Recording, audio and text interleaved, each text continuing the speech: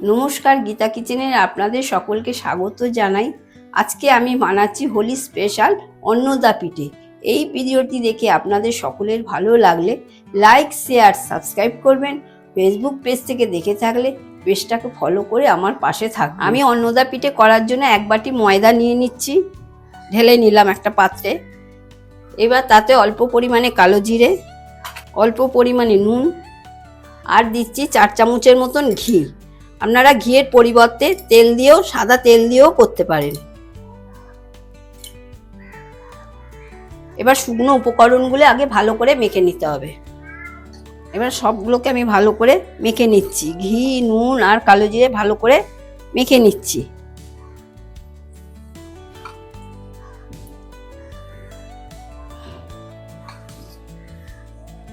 ডলে ডলে ভালো করে ঘিটাকে মেখে নিতে হবে ময়দার সঙ্গে।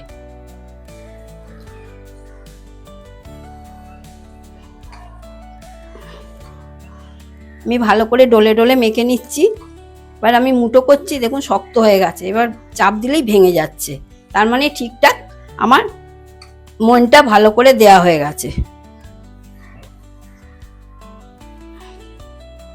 আমি এবার অল্প অল্প জল দিয়ে ডোটা একটু করে নেবো, বেশি নরম করব না, একটু শক্ত শক্ত টাইপের থাকবে।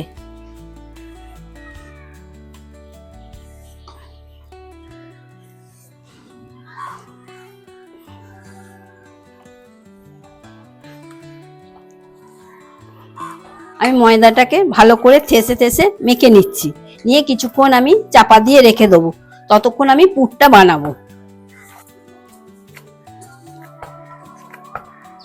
আমি এইভাবে ময়দাটাকে মেখে নিয়েছি, দেখুন একটু শক্ত শক্ত ভাব আছে। এবার আমি কিছুক্ষণের জন্য চাপা দিয়ে আমি রেখে দেবো। আমি গ্যাসটা জ্বালিয়ে দিয়েছি, এবার সুজিটাকে আমি একটু ভেজে নেব। আমি এতে একটু ঘি দিয়ে দিচ্ছি, দিয়ে আমি ভেজে নেব। নাড়াচাড়া করে সুজিটাকে লালচে করে ভেজে নেব। সুজিটা লালচে করে ভাজা হয়ে গেলে আমি একটা পাত্রে ঢেলে রাখবো। সুজিটা ভাজা হয়ে গেছে, একটা পাত্রে আমি ঢেলে রাখছি। কড়াতেই আমি 500 মতন দুধ দিয়ে দিচ্ছি।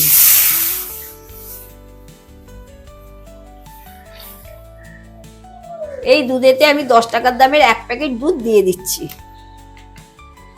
এইবার এটাকে ভালো করে নেড়ে চেড়ে নিচ্ছি, যাতে দুধটা ডালা না থাকে।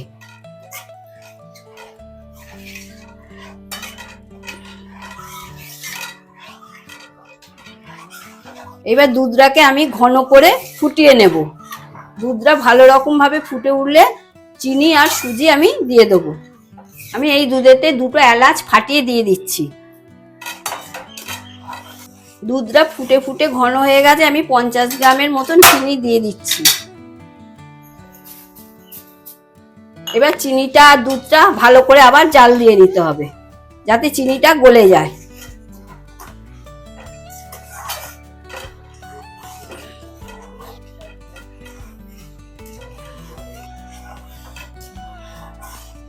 দেখুন বন্ধুরা, দুধটা ফুটে ফুটে ঘন হয়ে গেছে। এবার আমি ভাজা সুজিটা দিয়ে দেব।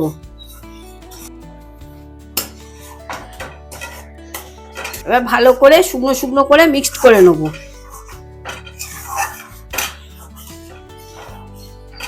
এবার আমি ড্রাই ফ্রুট গুলো দিয়ে দিচ্ছি, কাজু, কিশমিশ আর পেস্তা সব দিয়ে দিচ্ছি। দিয়ে এগুলোকে নাড়াচাড়া করে শুকনো শুকনো করে নেব।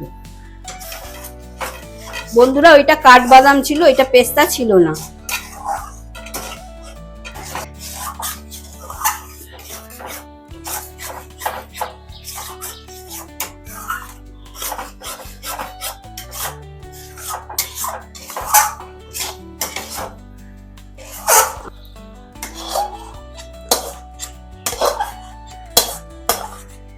এবার এটাকে আমি ঠান্ডা করতে দেব।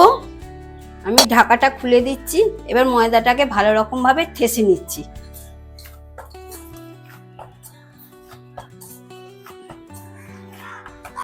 ময়দাটা ঠাসা হয়ে গেলে আমি ছোট ছোট করে গোছ কেটে বেলে নেব।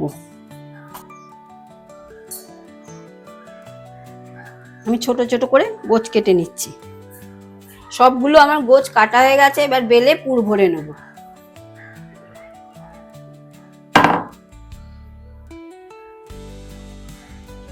সামান্য একটু ময়দার গুঁড়ি ছিটিয়ে আমি বেলে নিচ্ছি।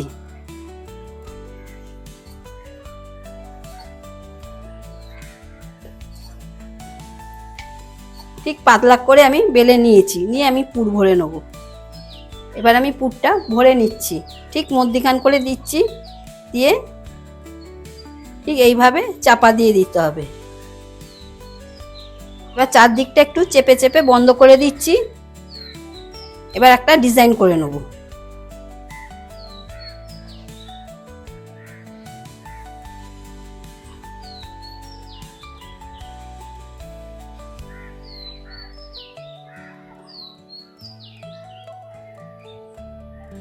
আমার একটা তৈরি হয়ে গেছে, আমি থালায় রেখে দিচ্ছি।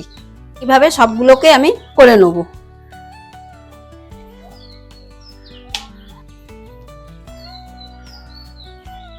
ঠিক লম্বা করে আমি পুরটা ভরে নিলাম, ঠিক এইভাবে চাপা দিয়ে দিচ্ছি।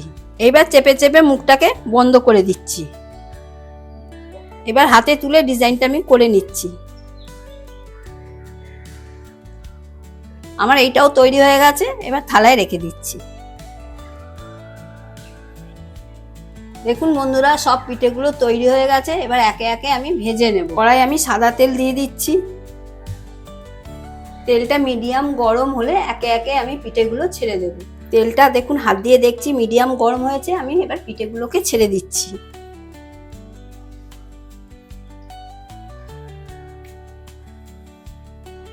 আমি চারটে চারটে করে ভেজে নিচ্ছি, একসাথে সব ছাড়ছি না। পিঠের এক পিঠটা ভালো রকম ভাজা হলে তারপর আমি উল্টে দেবো। আমি উল্টে দিচ্ছি।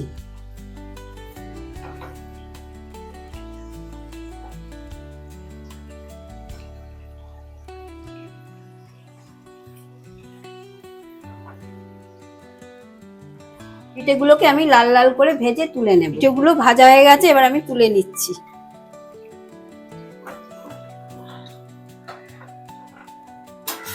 এবার আমি বাকিগুলোকে ছেড়ে দিচ্ছি।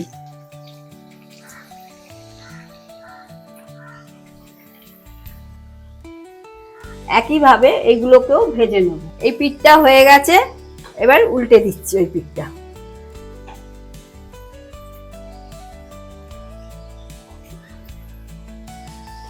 এইগুলো ভাজা হয়ে গেছে, আমি তুলে নিচ্ছি।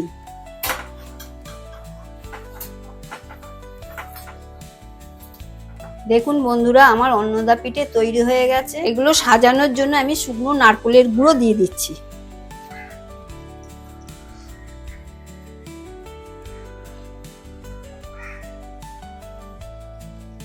বন্ধুরা, আপনাদের একটা পিঠে ভেঙে দেখাচ্ছি। দেখুন কিরকম খাস্তা আর মুচমুচে হয়েছে। এরকম সুন্দর সুন্দর রেসিপি পেতে আমার চ্যানেলটাকে সাবস্ক্রাইব করবেন। ফেসবুক পেজ থেকে দেখে থাকলে পেজটাকে ফলো করে আমার পাশে থাকবেন।